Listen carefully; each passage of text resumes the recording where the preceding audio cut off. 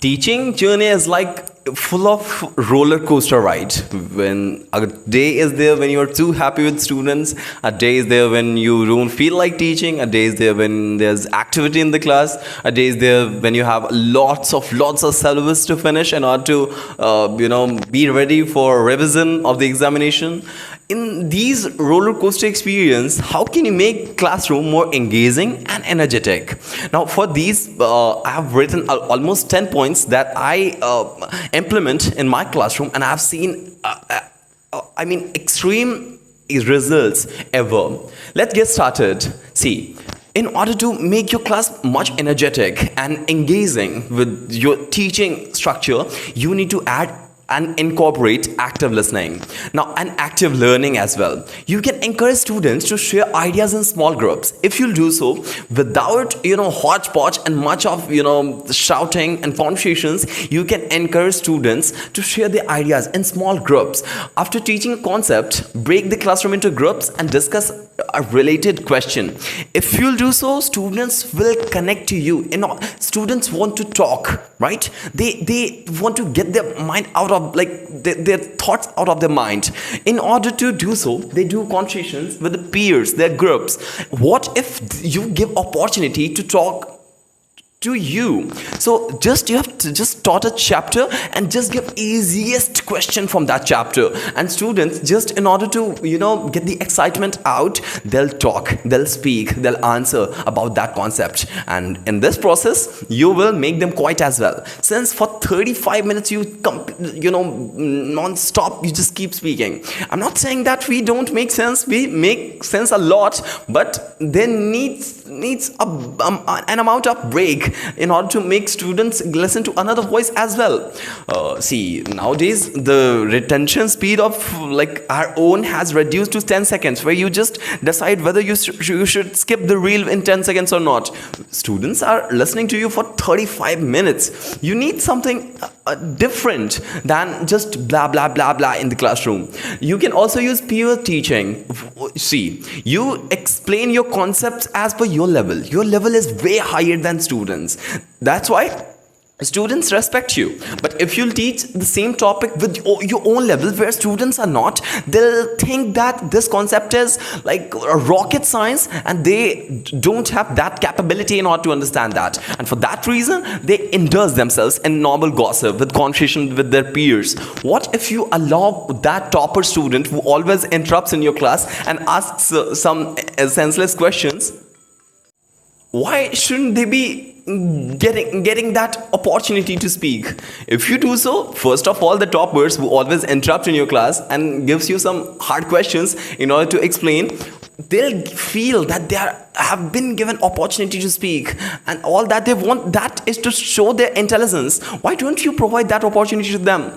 Even the students who can't understand concepts just because they feel like you're very intelligent, then students who are just among them, if they explain, students will be able to understand way better than you explain. Trust me, we teach concepts in classroom for 35 minutes, and that the same student goes to the next student and learns the whole and soul of that concept just in 3 to 4 minutes. It really happens, trust me. You've been a student, I've been a student, we have gone through this. So you can also utilize some technology into the classroom. For example, you can use tools like smartboard, any 3D video lecture, or like getting out of the classroom in order to feel that what you're talking about. So this way students understand way better than normal teaching. Even Abdul Kalam had said that I used to love my science teacher since his way of explaining things was quite different than other teachers. You can incorporate these things. You can use video and multimedia in order to have animations, simulations in order to explain concept topics.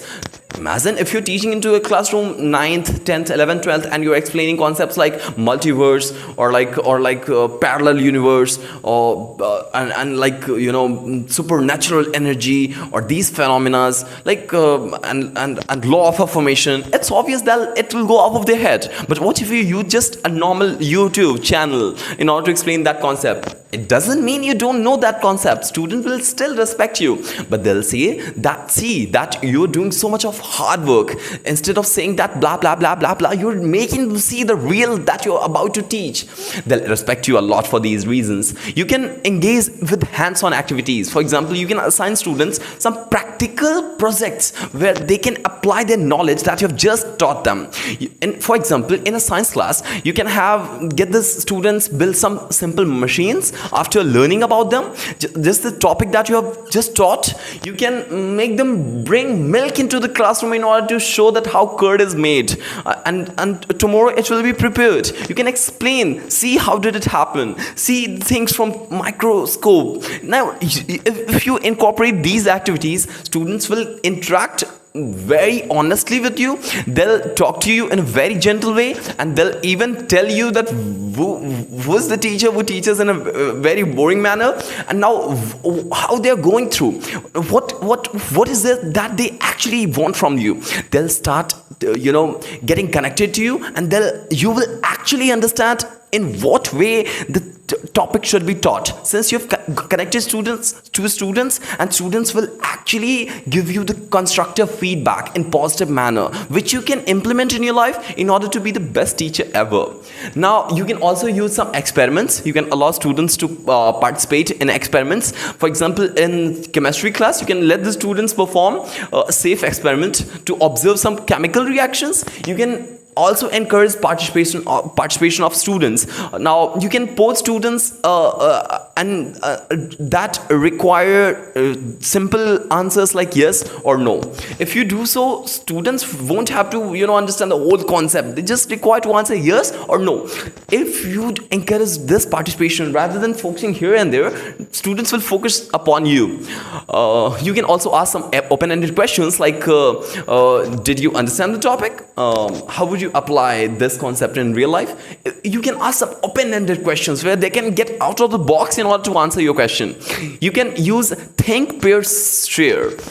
Now what is that? You can give students time to think individually, where they can discuss with a partner, they can share them in the class, and then if they talk about some constructive topic, they'll forget the topic about Netflix and chill. They'll forget the topics that Carrie Minati uploaded just a random video just yesterday. They'll forget that. Since when they'll see that everyone is participating upon this topic, then not a single person would be interesting in those social media platforms and like PUBG kheloge.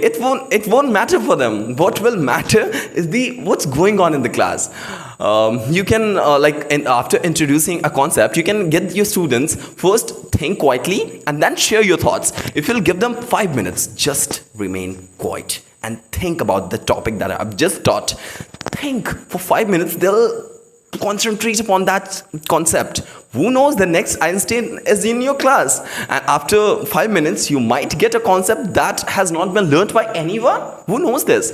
Okay, you can also gamify the learning process. Gamify means you can give levels to students, that you can incorporate game-like activities as trivia, puzzles, role-playing activity, and all other strategies in order to connect to students and get the students connected to you. You can use some reward systems like set up points and rewards in order to motivate the participation. You can reduce the amount of classwork for that individual student who has answered a lot in your class. You can give some other rewards as well. For example, certificates, a selfie with principal sir or principal ma'am, which he can flex on social media platform or with his students, other teammates or peer. Who knows?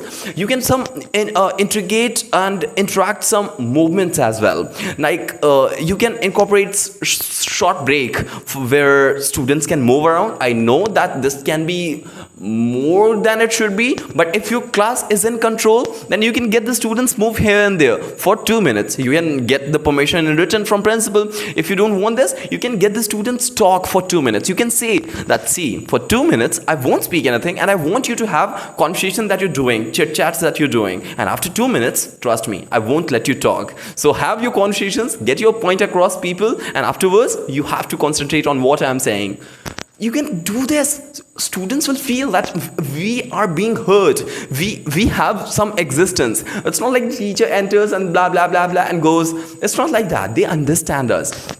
You need to connect to students. The more you are connected to students, the better you will be paid, the better you will be respected, the better you will be felt by students, the better like gifts will be given to you on Teachers Day.